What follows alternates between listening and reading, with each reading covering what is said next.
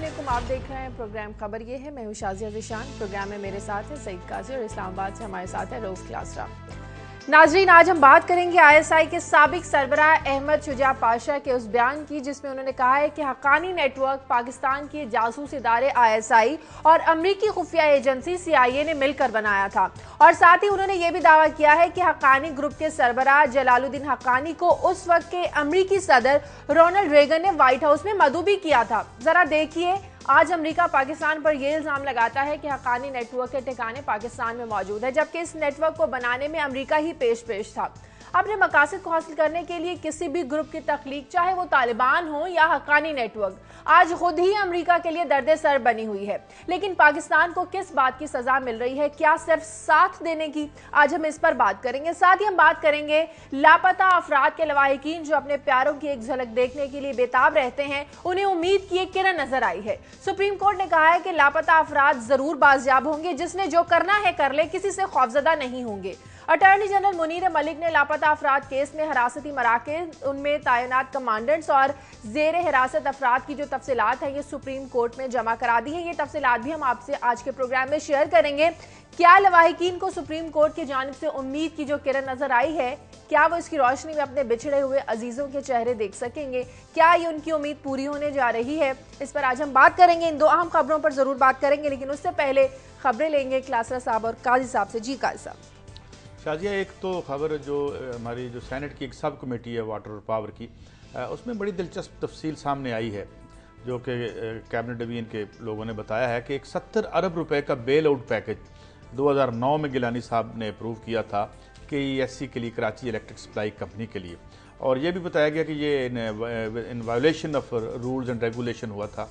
इसकी और तफसील है, वहाँ पे मंदोखेल सेनेटर, उनका कुछ बयान है। शाही सैयद उसके जो हैं वो कमेटी को हेड कर रहे थे। ये क्या तफसील है, और ये देखेंगे कि ये अरबों जो है इनके लिए क्या है। हम पाई पाई को तरस जाते हैं और ऊपर ये कैसे मैनेज करते हैं, जैसे ये पैसे घर से लाए हों। तो ये इस पे बात करेंगे।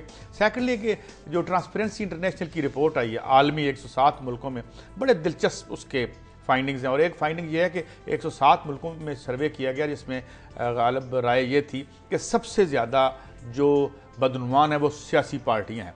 अब ये 107 मुल्कों में सर्वे हुआ है, 109 मुल्कों में गालिबन सर्वे हुआ है।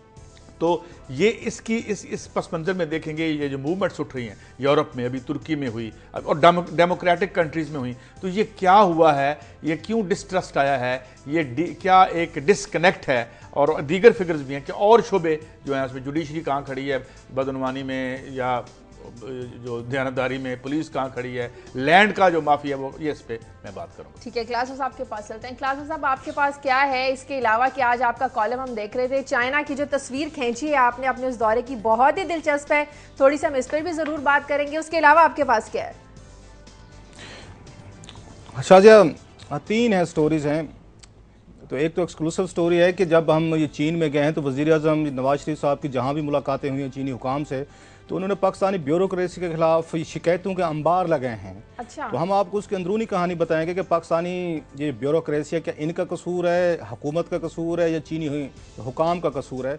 और नवाज शरीफ साहब ने बड़े, आप कह सकते हैं, वाज़े अल्फाज में एक तरह की उनको थ्रेट कर दी है, या उनको वार्न कर दिया, चलो थ्रेट ज़रा सख्त लफ्ज़ है, वार्न कर दिया है कि ये जो पाकिस्तानी ब्यूरोक्रेसी है वो इसके साथ नहीं चल सकते। पर्टिकुलर जो सीनियर ब्यूरोक्रेसी है वो नौजवान ये ब्यूरोक्रेट चाहते हैं अपने साथ। इस पर भी बात करेंगे कि इस वक्त जो आपका पाक सेक्रेटेरिएट है उसमें किस तरह की खलबली मची हुई है सीनियर ब्यूरोक्रेसी में, इस का बयान के बाद के उनका क्या मुस्तकबिल है नवाज शरीफ साहब की हुकूमत में, तो इस पर बात करेंगे। और दूसरी है, आज एक वाक़या हुआ है, हमारे अखबार में भी रिपोर्ट हुआ है कि ये डेरा गाजी खां में एक बस्ती है कैम खानी वाली, वहाँ पे एक खतून के से एक मोबाइल फ़ोन बरामद होने पे उसको संसार किया है पंचायत ने। बिल्कुल, उस पर भी बात करेंगे। 2 बच्चों की माँ थी, एक मेरा ख्याल है बड़ी खौफनाक किस्म की एक डेवलपमेंट है। और तीसरी जो बड़ी इंटरेस्टिंग चीज़ है कि कल यहाँ पे पासपोर्ट DG पासपोर्ट थे यहाँ पे जुल्फ़कार ये चीमा साहब, उन्होंने कल ढोल की थाप पे भंगड़े डलवाए हैं अपने दफ्तरों में कि हमने लोगों को पासपोर्ट फराहम करना शुरू कर दिए हैं। अच्छा। ये एक अजीब किस्म का रिवाज यहाँ पे सेट किया गया है कि जो आपका काम है, ड्यूटी अगर वो आपने कर दी तो आइंदा आपके दफातर में ढोल मंगवाएंगे। और वही करप्ट हुकाम जिनकी वजह से स्कैंडल आया था और जिनकी वजह से लोगों से इन्होंने करोड़ों अरबों रुपए लूट लिए थे, तो वही कल खड़े नाच रहे थे, देखें जी हमने बहरान हल कर दिया। इस पर बात करेंगे। और तीसरी एक छोटी सी क्लैरिफिकेशन है जो आज उन्होंने पॉवर्टी एलिवेशन फंड ने हमें भेजी है, जो कल हमने गुफ्तगू की थी, तो एक उस पर भी बताएंगे कि उन्होंने अपनी साइड ऑफ द स्टोरी क्या दी है, तो उस पर भी हम बात करेंगे। ठीक है क्लास साहब, ज़रा बात कर लेते हैं जो अहमद शुजा पाशा जो हैं आईएसआई के साबिक सरबराह, वो ये कहते हैं कि आईएसआई और सीआईए ने मिलकर हक्कानी ग्रुप जो था इसको बनाया था। ये क्या अंदर खाते मिलकर पहले किसी भी ग्रुप की तख्लीक करते हैं, उसके बाद उसे ख़त्म करने के लिए जंग छेड़ी जाती है और अब इल्ज़ामात के पाकिस्तान उसकी सरपरस्ती कर रहा है। अमेरिका ये डबल गेम क्यों खेलता है? एक तो बात शायद ये कोई नई बात नहीं है या ये नई खबर नहीं है। मेरा नहीं ख्याल कि ये कोई बहुत बड़ा इंकशाफ है जो जनरल पाशा साहब ने फरमा दिया है। तो हम तो तवक्को करते थे वो इंकशाफ फरमाएंगे। जो एबटाबाद कमीशन की रिपोर्ट है ये वो तो उन्होंने डाइवर्ट करने की मेरा ख्याल है कोशिश की है कि जब पूरे मुल्क में एक आप कैसा हंगामा मचा हुआ है, अल जजीरा ने रिपोर्ट शेयर कर दी है, पाकिस्तान में तो किसी को नहीं मिल सकी, हम सब ने बड़ी कोशिश करके देख ली। सुनने में आ रहा है कि $15,000 की पेमेंट की गई थी किसी एक सरकारी अफसर को, तो उसने आगे से लीक किया ये स्टोरी अल जजीरा को, तो खासे इसमें पैसे भी खर्च किए गए। हम तो ये तवक्को कर रहे थे कि शायद ये पाशा साहब को इस पर रोशनी डालेंगे कि जब वो यहाँ DGISI थे उनके अपने दौर में क्या होता रहा है और किस तरह के लैप्सेज हुए हैं। बाकायदा रिपोर्ट में वाज़ेह तौर पर लिखा हुआ है कि इसमें ISI का कितना कसूर है, और अगर उन्हें उसमें क्लियरली किसी पे रिस्पॉन्सिबिलिटी फिक्स की है उन्होंने, जो नज़र आ रहा है उस रिपोर्ट को पढ़ने के बाद, अगर सारी मैंने नहीं पढ़ी, अच्छी खासी लंबी रिपोर्ट है जो मैं अब तक पढ़ सका हूँ, उसमें उस ISI पे बड़ा क्लियरली उन्होंने लिखा है कि इनसे लैप्सेज हुए हैं। तो पाशा साहब से तो बहुत बड़ी जवाब तलबी बनते कसूर। अब बाकी तो करते रहेंगे कि अमेरिका ने 1980 में क्या किया, 1980 की दहाई में क्या किया, 30 साल पहले अमेरिकन क्या खेल खेल रहे थे, हम उनके साथ मिलकर क्या प्लान कर रहे थे, वो तो बाद में हम पूछ लेंगे या आप हमें बता देंगे। वो कोई नई खबर नहीं है मेरा ख्याल है, उसकी मैं वजह बता दूं। आप हमें आज का तो बताएं, जब आप DGISI थे तो इतना बड़ा वाक़या हो गया। दो बड़े वाक़े हैं। एक तो ये है कि इनकी सबसे बड़ी फेलियर है कि यहीं पे ओसामा बिन लादेन साहब रहे हैं, 9 साल पाकिस्तान में मौजूद थे। वो पाकिस्तान में कैसे आए, वो फिरते रहे हैं, सवात जा रहे हैं, बजोड़ जा रहे हैं, आज वो वहाँ पे एबटाबाद जा रहे हैं और हमें पता नहीं। और फिर हम दावा करते हैं कि हमने बड़े बड़े ग्रुप यहाँ तख्लीक किए, हमने रूस को शिकस्त दी, हमने दुनिया का नक्शा बदल के रख दिया। भाई मेरे आपके घर में तो आपको पता ही नहीं कि आपकी नाक के नीचे क्या हो रहा है। एक चीज़ जहाँ तक बात है, और मैं यही समझता हूं कि अब इस वक्त जनरल पाशा साहब अपनी जान बचाने की कोशिश कर रहे हैं, ये बड़ा क्लियर उसमें नजर आ रहा है। उस वक्त की अगर हमारी सियासी लीडरशिप अगर कुछ स्टेप्स लेती, इकदामात लेती, तो अगर किसी को एक्स होना चाहिए था, किसी को हेड रोल होना चाहिए था, तो मैं समझूं जनरल पाशा साहब का नाम से सर फरिश्त होता। वो बच गए हैं, लकी थे, क्योंकि पाकिस्तान में साहब का कोई रिवाज नहीं है। ये कहना अमेरिकन ने तख्लीक किया था, ये ISI ने तख्लीक किया था, आज से 40 साल पहले तख्लीक किया। तो भाई मेरा सवाल हमेशा ये रहता है, काजी साहब से मेरी मुझे कई दफा बहस भी हो जाती है कि वो तो लेके आए थे। वो तो नहीं, वो तो मानते हैं अमेरिकन के इंटरेस्ट थे, वो आए यूरोप के इंटरेस्ट थे, वो नोटों की बोरियां लेके आए, आपने नोट लेने शुरू, जो नोट लेते हैं उसके बारे में हम मेरी राय थोड़ी सी यहाँ पे मुझे डिफर करने की इजाजत दें जी। बात यह है कि कल से मैं शोर मचा हुआ है ओसामा बिन लादेन, फिर उसकी तदफीन ही हम नहीं होने दे रहे। पहली तो बात यह है, मुझे ये बताएं कि ये जो एजेंसीज हैं, मसलन मेरा आप जानते हैं कि मैं सबसे बड़ा क्रिटिक रहा हूं जो ISI और CIA ने जाके अफगानिस्तान में किया था, और उस वक्त से लेके आज तक। मगर मेरा एक सवाल है, ये पहले भी कह चुका हूं, खाद, रा, CIA, ये सारी एजेंसियां इसलिए बनाई गई हैं कि अपने कौम से सच बोलें, और वो सच बोलती हैं।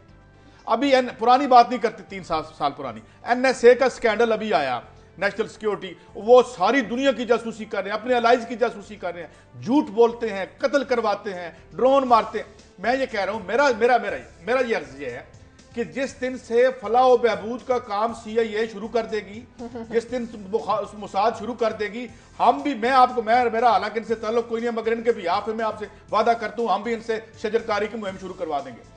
भाई पूरी दुनिया का एक सेटअप है, पूरी दुनिया का एक सेटअप है जिसमें इनके अपने अपने तस्वुरात नेशनल सिक्योरिटी हैं, उसके मुताबिक ये वारदातें करते हैं। अभी मैं चले छोड़ें लंबी बात, फिर आप, मैं वो बात नहीं करना चाहता, पहले ही आपने इसको प्रीएम्प्ट कर दिया। मैं तारीख नहीं सुनाता आपको कि इन्होंने जो है वो चिली में क्या किया था, इंडोनेशिया में क्या किया था, कहां अवाम के मैंडेट को कत्ल करने के लिए ये क्या क्या करते रहे, अब ये मिस्र में क्या करें। तो भाई इसको मुअद्दब से के लिए नीचे क्यों रख लिया। और दूसरी बात यह है कि मैं एक और खातून को कल सुना था, हमसे झूठ बोला। भाई क्या ये सारे सफारत खाने सच बोलने के लिए हैं? डिप्लोमेसी बाहमी चकमा देने का एक आर्ट और फन है। मेरी बात हो रही थी शमशाद अहमद साहब जो साबका सेक्रेटरी हैं, मैंने कहा हुजूर ये तो अपने नेकेड इंटरेस्ट को मुनाफकाना लफ्जों में खूबसूरती से आगे बढ़ा के, तो ये खेल है, ये निज़ाम इन प्लेस है दुनिया में। तो ISI ही क्यों भाई, वी हैव नो सिंपैथी, उसने जो गलत किया है वो गलत है, हम उसे ऑन करते तो बाकी क्या करें। तो why to bring ISI under मुहद्दबत, क्योंकि एक कमजोर मुल्क की। क्लास साहब आपका टेक लेते हैं, मुझे ब्रेक लेने दें, ब्रेक का वक्त है, ब्रेक के बाद वापस आते हैं।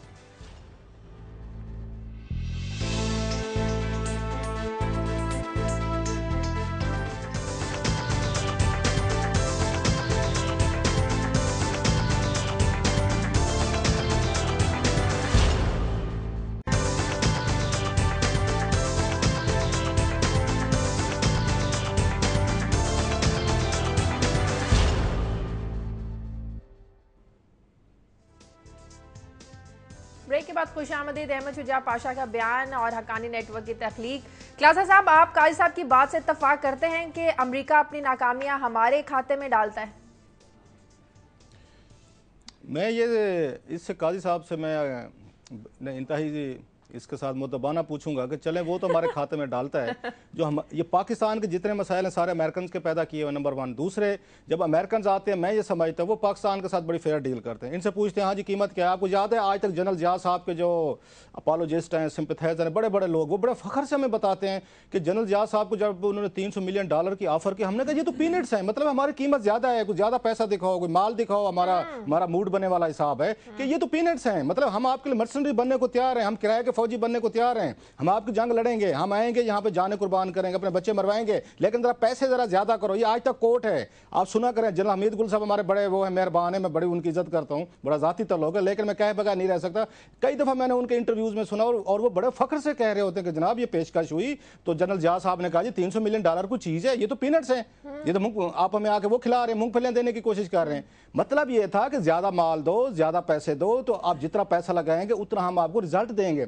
तो मान लेना चाहिए कि अमेरिकन ने आपको पेमेंट की थी। किस चीज का एहसान हम कहते हैं जी अमेरिकन हमें इस्तेमाल करके गए, वो डॉलर लेके आए। मुझे खुद बताया था ब्रिगेडियर इम्तियाज साहब ने, मैं आपको उस पर रिकॉर्ड पे कह रहा हूं, उन्होंने कहा कि बोरियों में आते थे, डॉलर भर के आते थे, जिनका हिसाब नहीं रखा जाता था। यहां तक उन्होंने इंकशाफ किया कि जिस दिन जनरल जिया का त्यारा वहां पे वो क्रैश हुआ था, उनके घर में डॉलरों की बोरियां पड़ी हुई थी, कैश रखा जाता था जनरल जिया साहब के अपने घर पे, ताकि कभी जरूरत पड़ जाए तो हमें पैसे भेजने मुश्किल आप भेजने चाहिए तो हम उनको अच्छा, दे पाशा साहब ये भी कहते हैं कि अमेरिकी हुकाम ये आप माल भी खाते हैं, आप उस वक्त माल खाते हैं, उस वक्त पीनट्स कहते हैं, ज्यादा पैसे दें, माल पाशा साहब ये भी कहते हैं कि अमेरिकी हुकाम हकारत से ये भी कहते हैं कि तुम लोग इस कदर घटिया हो कि एक वीजे के पीछे भी तुम लोग बिक जाते हो। मैं इसमें बात ऐड चीज को भी मानते हैं। देखें कलासरा साहब, मेरी बात सुने। मैं जानता हूं बहुत सारे दोस्तों को जो आज गुमनाम जिंदगियां बसर कर रहे हैं और इसके पॉलिटिकल विंग के तहत जिस लोगों ने सौबतें या शाही किले में काटी। मेरा मसला सिर्फ ये है कि मैं अमेरिका की बंदूक कंधे पे रख के नहीं इन पे अटैक कर सकता। हमने पॉलिटिकल स्ट्रगल किया इनके खिलाफ, इस मुल्क में रह के करते भी रहेंगे, लेकिन आज बात ये सारी जो NGOs और ये सारे जो इकट्ठे हो जाते हैं, मुझे ये है कि ये आप पॉलिटिकल स्ट्रगल करें, अंदर रह के करें, उनके खिलाफ करें। और उनका वो बिल्कुल इकदाम गलत थे, और वो जो सारी बर्बादी हुई, मेरा तो नुक्ता नजर ही ये है। ये कहते हैं जी कि अफगानिस्तान से आज के धमाकों का कुछ लेना देना नहीं, मैं कहता हूं वही है, वही उसकी एक्सटेंशन है। मगर आज मैं ये कहता हूं कि जब आप बड़े बड़े अच्छे ऑफिस में बैठ के जो फॉरेन डोनर्स के पैसों से बने हुए हैं, आप आके हमें आजादी इज़हार और डिक्टेटरशिप के खिलाफ लड़ने की बात करते हैं, तो सबसे बड़ी डिक्टेटरशिप तो दुनिया पे अमेरिका ने इंपोज की हुई है खुद। तो मैं ये I want to be clear on that कि मेरा ये नुक्ता नजर नहीं है। मेरा नुक्ता नजर ये है कि हम उनकी जंग में क्यों उनका साथ दें, ये इशू है मेरा। काजी साहब बिल्कुल आपका ठीक उसमें अपना पॉइंट ऑफ व्यू है, रिस्पेक्ट, लेकिन बात ये क्या अमेरिका दुनिया की पहली और आखिरी सुपर पावर है। अमेरिकन अगर आप देखा जाए बड़ी सुपर पावर तो ये वर्ल्ड वॉर सेकंड के बाद बने, इससे पहले जो दुनिया में वर्ल्ड पावर से उनके क्या रवैये थे। इवन हम जो मुसलमान हैं, जब हम दुनिया में सुपर पावर थे, हम रूल कर रहे हैं, हमने यहाँ बरसगीर में रूल नहीं किया, हमने स्पेन में नहीं किया, ईरान में नहीं किया, आपने इजिप्ट में नहीं किया, रोम में नहीं किया, आप वहाँ शाम में नहीं गए। अब दुनिया का कौन सा मुल्क है जिस पर हमने हुकूमत नहीं की होगी। जब हम दुनिया को फतह कर रहे थे तो उस वक्त की महकूम कौम हमारे बारे में क्या समझती होंगी, उनका क्या व्यू होगा कि जो बाहर से जो लोग अगर कोई इस्लामिक सुपर पावर भी ये करेगी तो हम यहाँ बैठ के उसके खिलाफ बोलेंगे। Two wrongs do not make one right. नहीं, जुल्म के खिलाफ है, हिस्ट्री हम इंसाफ की बात करते हैं। मैं काजी साहब हिस्ट्री में बात कर रहा हूँ। ये तरीकी एक पहिया है, साइकिल है कि दुनिया में कौमें अरूज पे आती हैं, जिवाल पे जाती हैं, सुपर पावर्स बनती रहती हैं, बिगड़ती रहती हैं, नई पैदा होती रहती हैं, और उनके एटीट्यूड, पावरफुल का एटीट्यूड एक होता है, पावरफुल की जबान एक होती है। जब हम पावरफुल थे तो दुनिया को हम ऐसे डील कर लेते जैसे आज अमेरिकन कर रहे हैं। जब अमेरिकन नहीं रहेंगे और पावर आ जाएगी, इस जगह पे आप उसके रवैये देखें। ताकत की अपनी एक जबान होती है। हमें एहतजाज का तो राइट दे देना, हमें एहतजाज का राइट तो देना है सर, एहतजाज का भी है और आपको स्ट्रगल का भी है, डिफेंस का भी हक है, बिल्कुल है। आगे बढ़े क्लास साहब, आगे बढ़ते हैं। और एक और बड़ी अहम खबर है लापता अफराद की। क्लास साहब, ये मामला इतना ज्यादा तूल पकड़ गया, आखिर ये लापता अफराद में कौन से अफराद शामिल है जिनके साथ आयन और कानून के मुताबिक कभी सलूक नहीं किया गया, इनके लवाहिकीन को इनसे कभी मिलने नहीं दिया गया, जिसकी वजह से आज ये मामला इतना संगीन सूरत हाल इख्तियार कर गया है कि सुप्रीम कोर्ट को कहना पड़ा है कि जिसने जो करना है कर ले, बाजियाब करवा कर दिखाएंगे हम भी लापता अफराद को।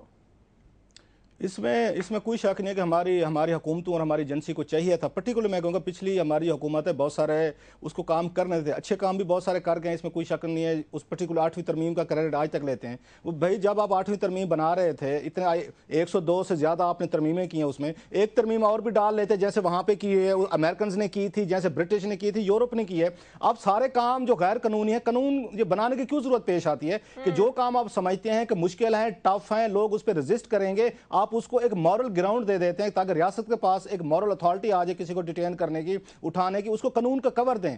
इनको एक क्लास डालनी चाहिए थी। 12 साल बाद अभी भी डिबेट हो रही है। सेनेट की standing committee on human rights जो है, उसके सामने बिल पेश हुआ है, जो पिछले हफ्ते हमने अपने प्रोग्राम में भी डिस्कस किया था कि आईएसआई को पावर्स दी जाए, ये लोगों को डिटेन कर सके लीगली तौर पर। उसका बाकायदा प्रोसेस है और उस प्रोसेस पर आईएसआई को इतराज है कि हम उस डोमेन में आने को तैयार नहीं। आपकी एफबीआई के पास पावर्स थी कि वो लोगों को उठाएं, डिटेन करें, लेकिन लीगली तौर पर। अब वहां पे उसको देख लें, जो आपके हुकाम है, ब्रिटेन के हुकाम है, उन्होंने पावर्स दिए, पार्लियामेंट ने दिए और दुनिया के मुल्कों में दी है। आप इसलिए यहाँ पे मसाइल आ रहे हैं कि आपने इन एजेंसीज को, जिन पे शक था उनको कि ये कुछ सस्पेक्टेड टेररिस्ट हैं, बात टेलीफोन टैपिंग की है, किसी की ईमेल्स आपने पकड़ी है, किसी का कुछ एविडेंस आया है, आपको चाहिए था इन एजेंसीज को पावर देते 3 महीने की। एजेंसीज को भी चाहिए था ये भी किसी रेगुलेशन के नीचे काम करें, आप अपने को रेगुलेट कराएं, कोई लॉ के नीचे लाएं। आप बंदा उठा रहे हैं, उस बंदे के बारे में बताएं उसकी फैमिली को, ये बंदा हमारे पास है, इस पे ये हमें शक है और हम इसको डिटेन कर, बेशक आप उनको ना बताएं, अदालत में जाएं, वहां से वारंट लें। इसमें कोई इतनी बड़ी रॉकेट साइंस इन्वॉल्व नहीं थी। हमारी एजेंसी ने रजिस्ट किया इसको, उन्होंने कहा जी हम किसी रेगुलेशन के नीचे आने को तैयार नहीं। सिविलियन को वैसे वो नहीं समझते कि ये इस काबिल है हमारे ऊपर हुक्मरानी कर सके। ये क्राइसिस वहां से शुरू हुआ है और मैं समझता हूँ कि और सुप्रीम कोर्ट ऑफ पाकिस्तान ने इशू कई सालों से उठाया हुआ है। इन्होंने कमीशन बनाया, इन्होंने उसका, आपको याद हो कमीशन की रिपोर्ट हुई, कुछ लोग उसमें रिकवर हुए है।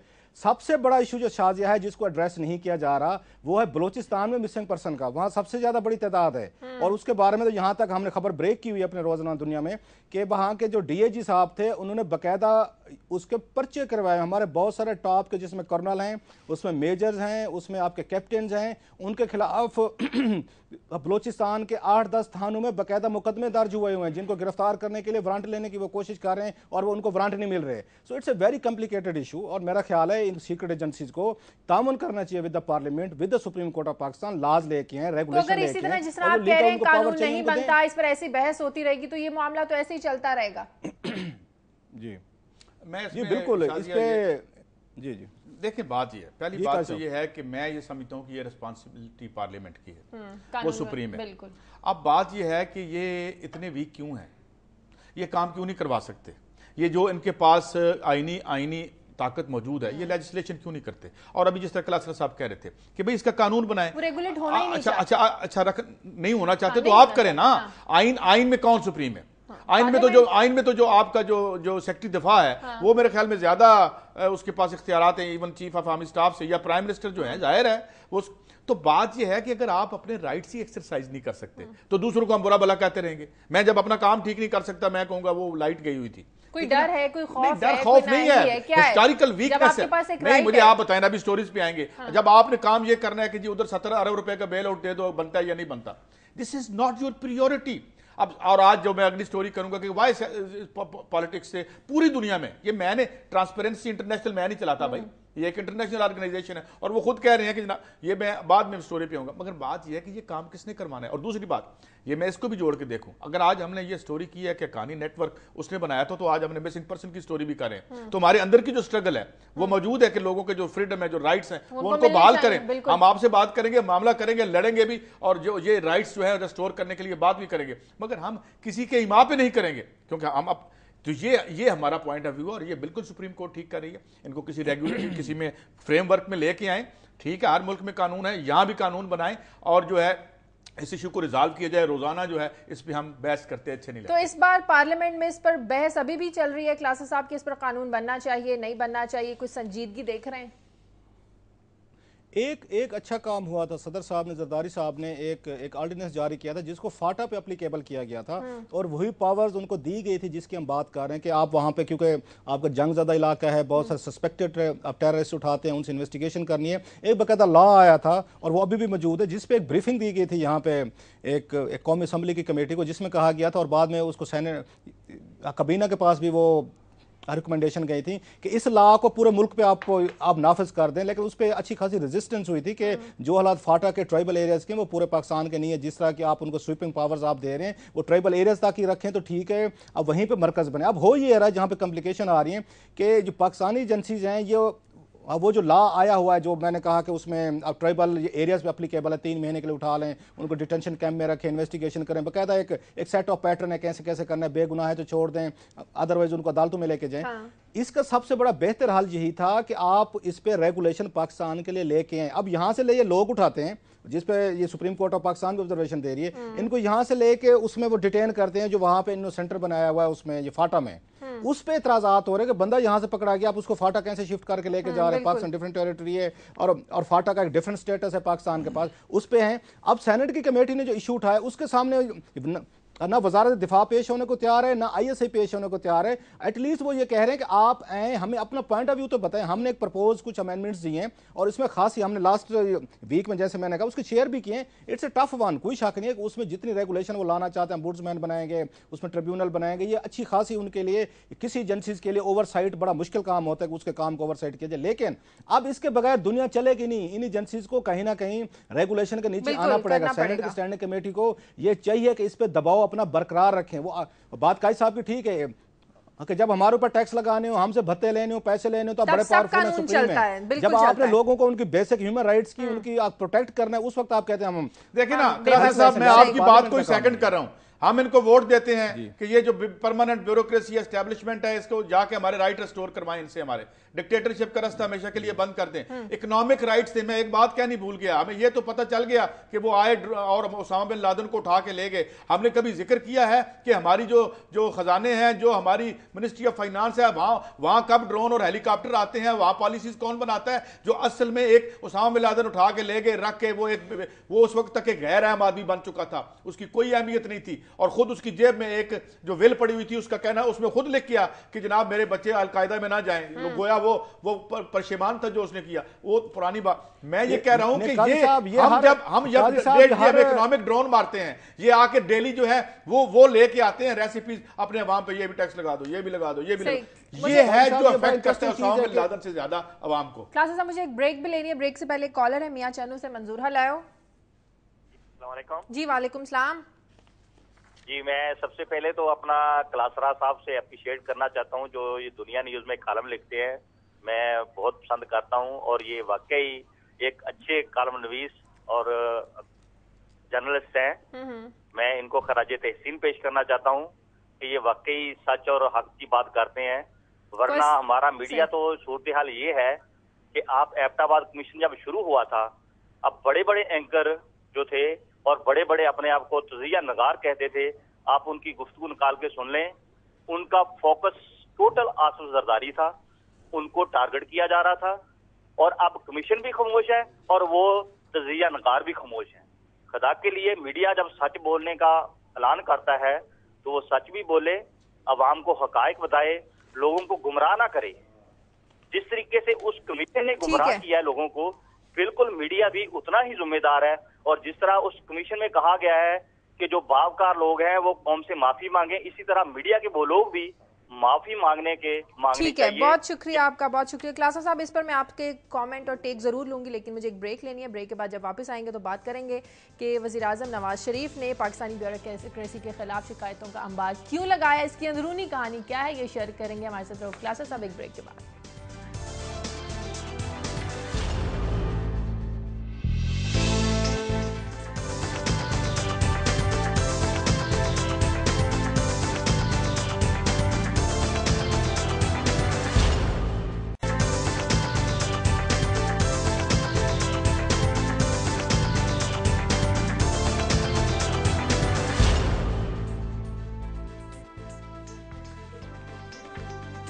ब्रेक के बाद खुश आमदीद जी। क्लासेस साहब, आप कॉलर की बात पे कुछ कमेंट करना चाह रहे थे? बस मैं मतलब उनकी मेहरबानी फॉर ये अप्रिसिएशन ऑफ माय वर्क। मंजूर साहब ने 2 अल्फाज कह दिए, बस हमारा पूरा दिन वो कहते हैं हम भी आपको अप्रिशिएट करते हैं, आपके कॉलम हम भी बहुत शौक से पढ़ते हैं। नहीं, आई एम ग्रेटफुल। और दूसरी बात ये शायद वो जो बातें वो कह रहे हैं, मेरा ख्याल है ये जितना हमें राइट है ये लोगों पे तनकीद करने का, उतना लोगों को हमारे ऊपर भी तनकीद करने का हक है।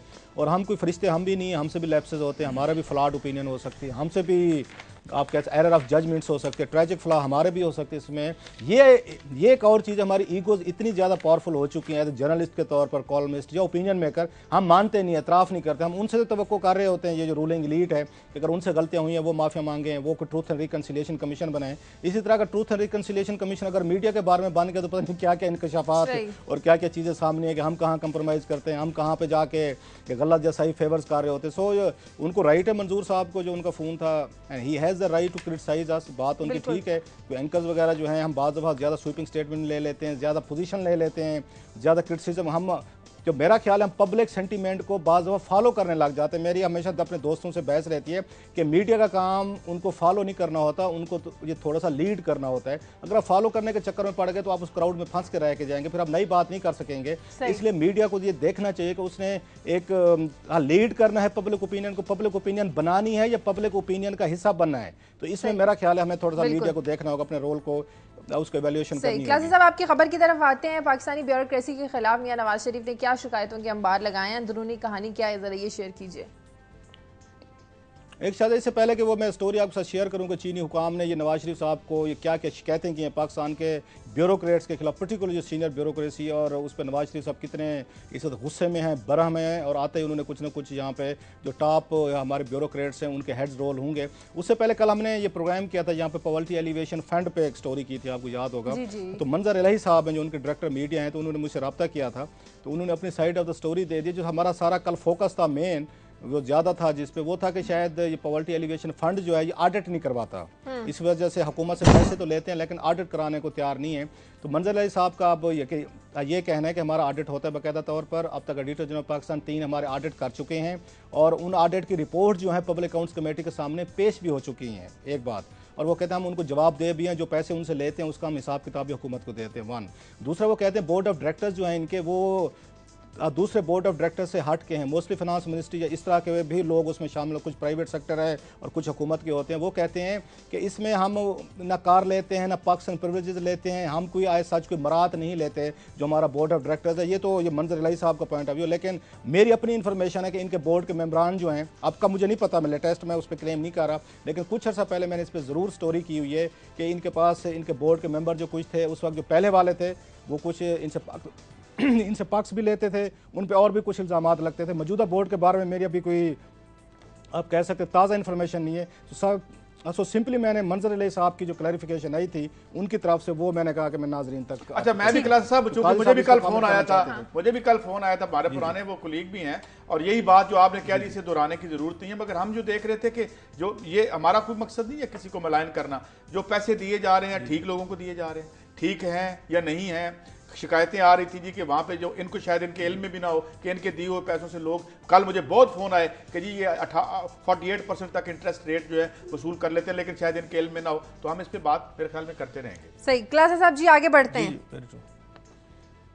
अब आते हैं उसके चीनी हुकाम की स्टोरी की तरफ कि हम जब ये उसमें चाइना में रहे हैं, जो 2-3 मेजर इश्यूज नवाज शरीफ साहब को सुनने पड़ गए एज ए प्राइम मिनिस्टर, और हर जगह सदर से लेके वजीर आजम, कॉर्पोरेट सेक्टर, जहाँ भी मुलाकातें हुई हैं 2-3 इश्यूज उनके साथ उठाए गए हैं। सबसे बड़ा इशू जैसे हम ऑलरेडी ये रिपोर्ट हो चुका है वो सिक्योरिटी का इशू था कि पाकिस्तान जब तक दहशतगर्दों से नहीं निपटेगा आप कैसे आप इन्वेस्टर को लेके जाएंगे, आप अपने मुल्क के हालात ठीक करें। तो ये उन पर दबाव था बहुत बड़ा।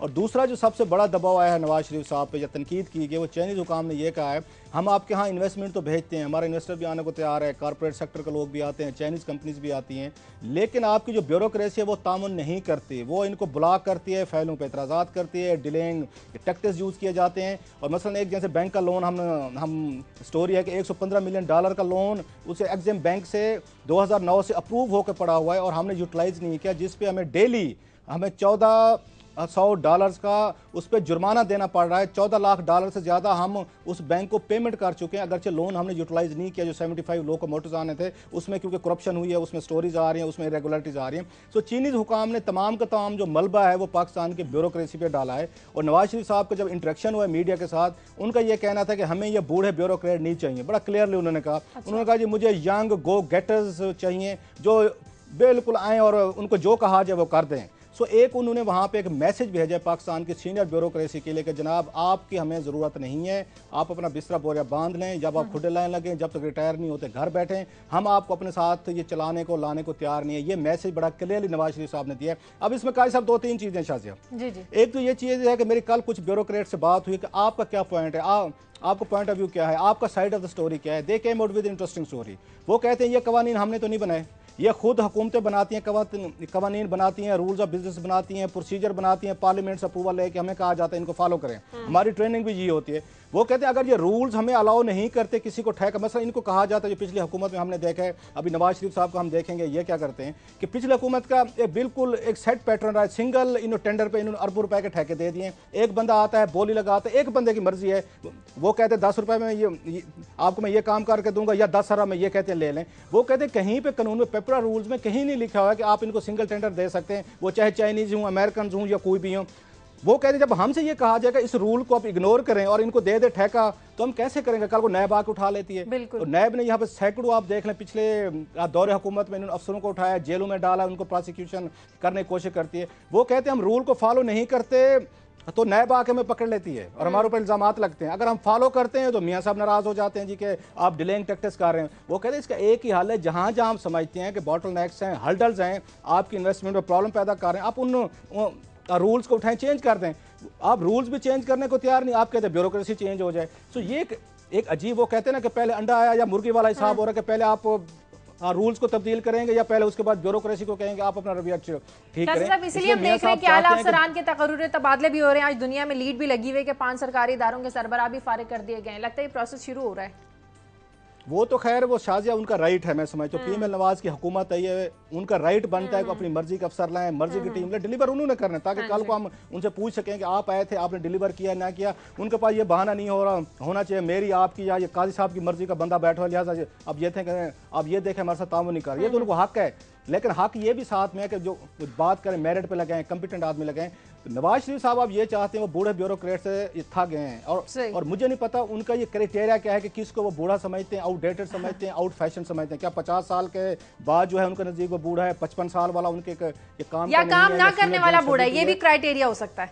यार वैसे वो शाजिया होना वही चाहिए, जो काम नहीं करके दे रहा सबसे निकम्मा तो वही है, वही बूढ़ा है, तो वो फारिग है। सो एक उनकी पॉलिसी स्टेटमेंट जो चाइना में बैठ के दिया है आफ्टर मीटिंग द चाइनीज हुकाम, वो यही था कि पाकिस्तान की सीनियर ब्यूरोक्रेसी हमें नहीं चाहिए। तो मुझे नहीं समझ आ रही मियाँ साहब क्या अब 22वें ग्रेड का सेक्रेटरी होता है तो कोई 18वें 19वें वाले ग्रेड को उस पर लगा देंगे। सही क्लास साहब, शायद इसीलिए आपने आज अपने कॉलम में लिखा है कि जितने भी 4 दिनों में मुआहदे हुए इन पर 20% भी अमल हो गया तो पाकिस्तान की जो हालत है वो चंद सालों में बहुत ज्यादा बदल सकती है इन पॉजिटिव वे। ये मेरा ख्याल है और इस पर मैं कोई ये सुबह सवेरे को मायूसी नहीं फैलाना चाहता। आई रियली डाउट कि जितना चाइनीज ने हमें ऑफर की है और जितना 4 दिन वहाँ पे नवाज शरीफ साहब ने सीरियसनेस वहाँ पे दिखाई है, अगर ये मटेरियलाइज इवन 20% भी होगी, जितना कुछ उनसे बातें हुई, जितनी वो चाइनीज करना चाहते हैं, तो बाकी पाकिस्तान के 3-4 सालों में हालत बदल सकती है। दुआ करते हैं कि पाकिस्तान की हालत बदले और पाकिस्तान की आवाम खुशहाल हो।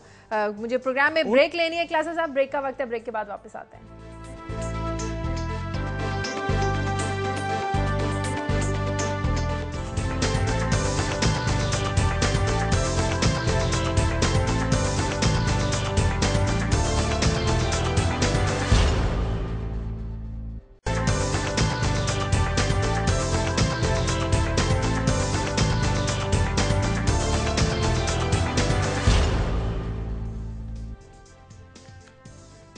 ब्रेक के बाद खुश आमदीद जी। कायद साहब आपकी खबरें शेयर करें। शाजिया एक खबर है, ये जो एक सेनेट की सब कमेटी है उसमें एक इशू सामने आया कि 2009 में कुछ अमेंडमेंट्स के लिए जो हमारे KESC से हमारा मुआहदा है कराची इलेक्ट्रिक सप्लाई कंपनी से, उसमें कुछ तरमीमात करके जनाब गिलानी साहब ने 70 अरब रुपया उनको जो है बेल आउट पैकेज दे दिया था। अब इस हवाले से जो हमारे बाकी के नुमाइंदे हैं ये अजीब कहानी सुना रहे हैं। वो ये कह रहे हैं एक तो ये असम्बली खुद गिलानी साहब ने जो है वो इनिशिएट करवाई थी, इसके बाद उन्होंने वो ECC की मीटिंग भी खुद ऐड की थी, फिर इस फैसले को जो कैबिनेट ने रेटिफाई भी नहीं किया। फिर आगे जो मंदो खेल जो और सेनेटर हैं जो इस कमेटी में मेंबर हैं, वो कहते हैं कि जो KESC है इसकी जो पहले कंपनी थी उसका नाम था अल जुमाया, उसको उस वक्त जो वाटर एंड पावर की मिनिस्ट्री थी उसने डिफॉल्टर करार दिया था और मुआहदे की इस खिलाफ वर्जी पे इसका मुआहदा ख़त्म करके कंपनी को सरकार को टेक ओवर कर लिया जाना चाहिए था। मगर ये करने की बजाय इन्होंने क्या किया कि उसको जो है 17 अरब का पैकेज दे दिया, उनको बेल आउट दे दी। सिर्फ यही नहीं किया, ओरिजिनल मुआहदे में उनके मुताबिक यह था कि इसने 2100 मेगावाट पैदा करने थे और 350 नेशनल ग्रिड से लेने थे, मगर उन्होंने ये नहीं किया बल्कि 650 नेशनल ग्रिड से लिया, अपनी पैदावार नीचे ले आए और 950 मेगावाट तक ये सरकार से लेते रहे हैं। और उसके बाद जो काउंसिल ऑफ कॉमन इंटरेस्ट है इसने इसका नोटिस लिया और उन्हें हुक्म दिया कि ये मुआहदे के मुताबिक किया जाए, मगर ये नहीं किया गया। मैं यहाँ स्टोरी को रिलेट करना चाहता हूँ एक बात से। क्लासरा साहब, बात ये है कि ये जब अभी बात हो रही थी ये कमीशन की, ये जो जुडिशियल कमीशन बना, अगर इन कामों से इनको फुर्सत मिल जाए, किसी एंकर ने जुडिशियल कमीशन नहीं बनाना, किसी साफी ने नहीं बनाना, इन्होंने बनाना है। अब मसला यह है कि जब इनकी प्रायोरिटीज ये होंगी तो फिर हम इनकी बात करेंगे ना, हम इनकी बात करेंगे कि जो आपने काम करने थे वो तो नहीं किए। और अब आपके नुमाइंदे खुद आपके कुलीग जो पहले शाही सैयद साहब आपके साथ कोलिशन में थे वो ये कह रहे हैं, और मंदो खेल साहब कह रहे हैं कि ये हाई ट्रीजन है, ये मुल्क के साथ गद्दारी है जो आपने की है। तो मैं ये कह रहा हूं कि ये बाकी के काम इसलिए नहीं होते क्योंकि आपकी प्रायोरिटी हमारे राइट्स को करना, हमारे राइट्स का तहफ़्फ़ुज़ करना नहीं होता पावर में जाके। फिर क्या होता है, फिर कभी हम फौज की तरफ इशारा करते हैं, कभी जुडिशियल कमीशन ने गलत कर दिया था, कभी किसी साफी ने गलत कर दिया था। तो जो जिम्मेदारी उसकी होती है जिसके पास पावर हो, आइन में लिखा हुआ है कि इस मुल्क का सरबराह कौन है, और अगर वो अपनी पावर एक्सरसाइज नहीं कर सकते तो we should not shift blames. तो मैं ये कहना चाहता हूं कि ये काम होता रहा इसलिए बाकी काम नहीं हुए। जी क्लास इसमें काई साहब थोड़ा सा, अगर मैं थोड़ा सा इस पे टेक देना चाहूंगा। एक चीज तो ये मेरा नहीं ख्याल कि, अगरचे मैंने इसको पूरा भी वो रिपोर्ट भी नहीं देखी, मैंने इस पे अभी पढ़ा भी नहीं है, वो आपने उसको बेहतर तरीके से मैंने भी अभी 50-100 सफ़े पढ़े हैं। मेरा नहीं ख्याल कि पेमेंट्स इस तरह होते हैं जैसे कि बताया जा रहा है। इस तरह नहीं होती कि कोई वज़ीर आज़म हुक्म दे दे 17 रुपये फलां को दे दें, रऊफ़ को दे दें, आपको दे दें, मुझे दे दें। नो, ये बाकायदा प्रोसेस होता है। Ministry of water and power जो है वो समरी इनिशिएट करती है, वो समरी जो है वो वाया जाता है। सैयद साहब यही कह रहे हैं कि जो मिनिस्ट्री ऑफ पावर है वो हैंड इन ग्लव है, इसमें जो मिनिस्ट्री मैं थोड़ा सा आपको प्रोसेस बता दूं, मैं आपको थोड़ा सा प्रोसेस बता दूं कि इतनी बड़ी मैसिव पेमेंट्स कैसे रिलीज होती हैं। ये इंडिविजुअल के सिग्नेचर से रिलीज नहीं होती, किसी को आपने कैश इस तरह नहीं देना होता। इसका प्रोसेस वो कहते हैं मेथड टू मैडनेस न सेम ऐसे होते हैं। हुकूमती पैसे रिलीज करने के लिए फ्रॉड भी करना है, फ्रॉड करने के लिए भी कुछ ना कुछ आपको ये कागजों का पेट भरना पड़ता है। अगर गिलानी साहब ने 17 रुपया दिया है तो फिर आप 2009 के उस वक्त वजीर खजाना को भी पकड़े, इसका मतलब वो भी हैंड इन ग्लव था कि उसके बगैर पैसे रिलीज। ये इन्फॉर्मेशन कैबिनेट डिवीजन ने दी है, ये जाके सेनेट में ये जो इन्फॉर्मेशन है ब्यूरोक्रेसी बड़ी जबरदस्त है। काई साहब, मैं इनको 15 साल से ब्यूरोक्रेसी के साथ हमारा भी आना जाना, ये बड़े समझदार लोग हैं। जब पावर से कुछ चला जाता है उसके बाद बड़े स्कैंडल आ जाते हैं, बड़े ऑडिट होने लगते हैं, बड़ा और ये बढ़ चढ़ के चीजें देना शुरू कर देते हैं। ये देखे फलां ने भी गलत किया, फलां ने भी गलत किया। उस वक्त ये सारे मिले हुए होते हैं, उस वक्त रूल्स एंड रेगुलेशन बता रहे हैं कि सर ये आपकी पावर्स हैं, अब ये भी कर सकते हैं, वो भी कर सकते हैं, फलां भी कर सकते हैं। ये कल्चर है इस्लामाबाद। ये मान लेते हैं कि दोनों ने मिलकर किया होगा ना, दोनों ने मिलकर किया होगा। नहीं, थोड़ा सा मुझे इसमें थोड़ा टेक देने दें। वो बड़ा मेरा ख्याल है डिफरेंट चीज़ है थोड़ी सी। I may be wrong but that's my understanding कि हुकूमत में पैसे रिलीज इस तरह कैसे होते हैं। और केस ही आ रहा है ना जहाँ पे ये इस तरह कैश इस तरह नहीं दिया जाता कि वापडा उन्होंने अप्रोच किया होगा, इनका मुआहदा होगा केएससी का और वापडा का ये दरमियान हुआ या कंपनीज के दरमियान, उन्होंने इनसे रब्ता किया होगा कि हमारे लॉसेज हैं या हमारी पेमेंट बनती इतनी बनती है आपकी तरफ। वो समरी इन्होंने भेजी, मुख्तलिफ मिनिस्ट्रीज को भेजी जाती है फॉर देयर इनपुट कि आप अपनी समरी पे हमें इनपुट दें कि आपकी क्या ओपिनियन है। एक भी वजारत का फैसला नहीं होता, इसमें 5-6 मिनिस्ट्री से, उसमें प्लानिंग भी शामिल है, उसमें अगर कॉमर्स आ रहे वो भी शामिल है। अच्छा क्लास साहब, मेरा काउंटर क्वेश्चन आपसे, मेरा काउंटर क्वेश्चन है, ये बताएं जो आपने एक मिनट आपने जो स्टोरी दी थी, आपने स्टोरी दी थी कि आखिरी दिनों में परवेज अशरफ साहब ने इतने पैसे दे दिए, निकाल दिए जो सुप्रीम कोर्ट वापस लेके आई, तो प्रोसीजर वो सवाबदीदी फंड थे। वो काई साहब इसमें डिफरेंशिएट करें, वो सवाबदीदी डिस्क्रिशनरी फंड था, वो डिस्क्रिशनरी फंड था कि वो आपकी डिस्पोजल पे था। That's a different story. जब आप किसी और इदारे को पैसे दे, वो इंडिविजुअल को पैसे दिए जा रहे थे मोस्ट ऑफ द केस में, दैट्स अ डिफरेंट स्टोरी। ये जब किसी इदारे को पैसे दे रहे हैं कि समरी जो है अगर वजीर आजम के पास जाती, वजीर आजम कहते हैं कि आप इसको वहां इकोनॉमिक कोऑर्डिनेशन कमेटी में ले जाएं, और जहां पे एक बाकायदा वजीर खजाना बैठता है उसके साथ 15-20 इसमें वजीर खजाना नहीं बैठे, सेक्रेटरीज बैठे। स्टोरी ये कह रही है कि स्ट्रेंजली प्राइम मिनिस्टर खुद हेड कर रहे थे इसको, ईसीसी की इस मीटिंग को। तो अप्रूवल किसकी थी? ईसीसी को अगर वहां पे किया, मैं वही पे आ रहा हूं, ईसीसी में किया गया, वहां पे इसकी रीजन दी जाती हैं, लॉजिक्स दी जाती हैं, 15-20 मिनिस्टर्स बैठते हैं, डिस्कशन होती हैं, उसमें आपने फेवर करनी है, ठीक है फाइन, तो आप उसमें करते भी हैं। बहुत सारे एतराजात भी सामने होते हैं, अगरचे मैंने स्टोरी को नहीं इन्वेस्टिगेट किया होगा कि मैं इस पे दावा करूं सही क्या है गलत क्या है, लेकिन इसका पैसे भी देने का एक प्रोसेस है, उस प्रोसेस को फॉलो करना पड़ता है। इसलिए मैं खुद रिपोर्ट को देखूंगा, मैं बिल्कुल फॉलो कर लेते हैं, उसके बाद बेहतर कमेंट किया जा सकता है। और इस तरह जेब से नहीं होता कि आप एक वन लाइनर लिख के दे दें। और मैं ये वन लाइनर नहीं कह रहा ना, ये स्टोरी कह रही है। उसमें उन्होंने कहा है जी ये गया ईसीसी में गया और स्ट्रेंजली आमतौर पर वजीर खजाना उसको ऐड करते हैं, उस वक्त उन्होंने खुद किया, जरूरी नहीं होता। उसके बाद उन्होंने कहा ये जरूरी नहीं होता, यूजुअली जो है जरूरी नहीं है, वजीर आजम की पावर होती है, ये वजीर आजम की पावर होती है। फिर उन्होंने मुआहदे में तरमीमात पावर होती है। स्टोरी ये कह रही है कि मुआहदा जो था, एग्रीमेंट जो था, उसमें तरमीम करके ये पैसे दिए गए। अब ये बड़े मौकर, अभी आज ये मैं नहीं बोल रहा, ये बड़े बड़े इसको तो चैलेंज हो जाना चाहिए मेरे ख्याल में। अखबार पे भी हम क्या कह सकते हैं, इसमें मजीद इन्वेस्टिगेट करके जरूर शेयर करेंगे क्लासा साहब अपने नाज़रीन से। आगे बढ़ते हैं क्लासा साहब, बिल्कुल थोड़ा सा टाइम रह गया, बड़ी अहम इंटरेस्टिंग खबर है आपकी। वो डीजी पासपोर्ट जुल्फकार चीमा ने अपने ऑफिस में भंगड़े क्यों दिलवाए? क्या वो भंगड़ों के पीछे अपनी नाकामियों को छुपाना चाहते थे जो पिछले दिनों उन्होंने पासपोर्ट ऑफिस में लोगों के साथ सलूक किया? उनको हम तो नहीं कह सकते। ये जो क्राइसिस पैदा हुआ, स्कैंडल सामने आया था, 8-10 लाख पासपोर्ट थे, वो तो इनसे पहले गोंदल साहब थे। अब आजकल जो दूसरा स्कैंडल है वो, अच्छा ये भंगड़े की बात तो सुना है ना, मैं समझा आप मुहावरतन कह रहे हैं कि भंगड़े खुशी का ना, आप अमली तौर पे ये कल ये फुटेज देखें, ये हुआ है कल, ये अमली तौर पे हुआ है कि जो मुलाजमीन जिन्होंने वो सारा स्कैंडल के जिम्मेदार थे, लूटमार की, उन्होंने पैसे कमाए, उन्होंने माल कमाया पाकिस्तान के लोगों से, स्टूडेंट से, गरीबों से, हाजियों से, उम्र पे जाने वालों पे, ये बैरून मुल्क जाने वालों से, उन्होंने जनाब पहले उन्होंने ये करोड़ों रुपए कमाए हैं। एक से 30-30 हज़ार रुपए का रेट लगाएगा अगर आपको जल्दी चाहिए। उसके बाद डीजी पासपोर्ट साहब आए हैं, ये अगरचे जुल्फकार चीमा साहब इसके जिम्मेदार नहीं थे स्कैंडल के, आए हैं, उन्होंने अच्छी चीज़ें की हैं, एडमिनिस्ट्रेटिव इशू किए, बेहतर किया, फाइन, ये आपका जॉब था। उसके बाद कल जब उन्होंने पासपोर्ट देने शुरू किए तो कल बहुत बड़ी पार्टी की गई वहाँ पासपोर्ट के ऑफिस में। अच्छा। उन्होंने उसमें भंगड़े डाले हैं, ढोल मंगवाए हैं, झुमड़े, ताड़ियां और लेकिन क्लासर साहब मुझे एक बात सख्त कहने की, वो देखे ना आपने भी कल कही थी, ये बेचारे ढोल बजाने वाले हर चौक पे बैठे होते हैं, कम से कम कुछ और हुआ नहीं हुआ, इन जो हमारे फनकार भाइयों को रोजगार मिल गया।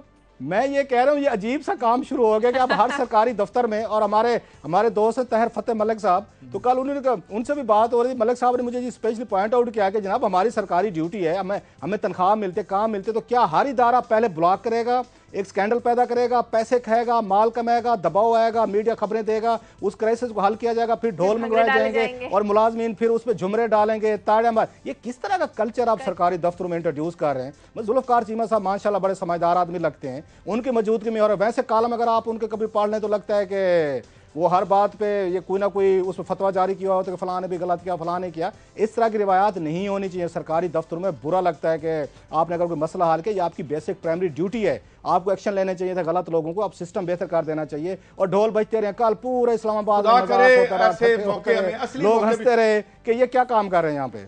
कौन से असली मौके का? मैंने कहा कुछ खुशी के मौके आए, ढोल भी बजते रहे, अच्छी बात है, लेकिन ये सैलरीज लेते हैं, काम करते हैं, अगर कोई डिलीवर करते भी हैं तो उसमें भंगड़े डालने में मैं समझता हूँ इससे एक फायदा ये होगा कि जो हमारे वैसे ही हमारी सकाफत और कल्चर बहुत पीछे चला गया है, तो अगर एक शोबा ही बना दिया जाए हर सरकारी महकमे में कि हर कारहाय नुमाया के बाद हम जो है वो ढोल बजाएं और साथ भंगड़ा डाल लिया करें, तो वैसे भी सेहत के लिए मेरे ख्याल में ये तो टाइम है जो करना। ये एक ट्रांसपेरेंसी इंटरनेशनल की 109 मुल्कों की रिपोर्ट क्लासरा साहब आई है, जिसमें एक अजीबो गरीब फाइंडिंग है, और फाइंडिंग ये है कि सबसे ज़्यादा जो डिस्ट्रस्ट इस मुल्क दुनिया भर के लोगों ने किया है वो अपनी पॉलिटिकल पार्टीज पे किया है, और उसे ये अब मैं एडवांस मुल्कों की बात भी कर रहा हूँ और दूसरे मुल्कों की बात कर रहा हूँ, और उसके बाद जो उन्होंने दर्जा बदर्जा बताया है, इसके बाद पुलिस का नंबर आता है, ये आलमी सर्वे आया है, और ये उसके बाद जुडिशरी है, फिर पार्लियामेंट और पब्लिक ऑफिशियल्स की बात करते हैं। करप्शन के बारे में ये कह रहे हैं कि ये सबसे बड़ा हमारा मसला है, हर 4 में से एक आदमी ने ये शिकायत की है कि पब्लिक जो भी उसने यूटिलिटी के लिए कोई उसने जो सरकार से जो भी उसका काम था उसके लिए उसे पैसे देने पड़े हैं, ये आलमी। और फिर उन्होंने कहा कि ये जो लैंड माफिया या माफिया कह लें या लैंड सर्विसेज हैं कि ये आपने इंतकाल करवाना है, उसमें उन्हें बहुत ज़्यादा करप्शन और पैसे देने पड़े हैं। ये एक स्टेट ऑफ अफेयर्स। मैं ये अर्ज करना चाहता हूँ, ये स्टोरीज क्या पॉइंट आउट करती हैं। अगर आप अपनी बैक ऑफ माइंड पे तुर्की को रख लें, ब्राज़ील को रख लें, और जो मुल्कों में जो इस तरह से अपराइजिंग हो रही है, इंडिया की बात हो रही है, अब ये एनालिस्ट कह रहे हैं कि इंडिया की तरफ आ रहा है ये तूफान, ये करप्शन और गुर्बत के बाद। तो ये जो हुआ है वो ये है कि मसला हम जो पॉइंट आउट करते हैं, हमारा कोई इस्टेब्लिशमेंट से या इनसे जर्नैलों से हमारा कोई लेना देना नहीं है। ये अगर अपना काम ठीक कर लें, और ये इंटरनेशनल सर्वे ट्रांसपेरेंसी इंटरनेशनल का आया है, और जो उन मुल्क ये हालत हो गई। और अभी 2 दिन पहले हमने स्टोरी की थी कि एक पीयर जो है, लॉर्ड जो है, उसने 4000 पाउंड पकड़ लिया, जो मदर ऑफ पार्लियामेंट जिसे कहते हैं, वो उसमें एक जो लॉबियस्ट की जो है बात को आगे बढ़ाने के लिए। क्लासरा साहब ये ठीक हो जाए तो हर चीज ठीक हो जाएगी, और हम फिर उनके खिलाफ बोलेंगे भी नहीं। क्या कहेंगे आप? प्रोग्राम का वक्त खत्म हो गया है। जी जी क्लासा साहब, बस शाहजिया ने अब कह दिया, बस नहीं, प्रोग्राम का वक्त खत्म जी, हो जी, गया, जी। तो फिर इस पे जी जी नहीं, बात आपकी ठीक है। मैं मसला आपको चाइना की मिसाल दूं, मैं समझता था कि शायद कि पाकिस्तान में हर दूसरे स्कैंडल में चाइनीज कंपनी इन्वॉल्व होती, मैं समझता था शायद ये करप्ट कौम है, करप्ट लोग हैं। मैं मदद भी करता हूँ चीनी लोगों से, जो मैंने जहाँ के वहाँ पे चीन देखे करप्ट कौमें जो है वो तरक्की नहीं वो कर सकती, इतनी तरक्की नहीं कर सकती क्लासा साहब, बिल्कुल चाइनीज आज- चलिए हम इस पे एक प्रोग्राम रखेंगे हमने चाइना उनको पे। करप्ट किया होगा कहीं ना कहीं, सही। चाइना पे एक बात नहीं, इस पे प्रोग्राम का करेंगे, वक्त खत्म बहुत हो सारे गया, लेसन हैं जी। प्रोग्राम के लिए आप हमें फीडबैक दीजिए, खबर@दुनिया TV.tv पर। इजाजत दीजिए, अल्लाह हाफ़िज़।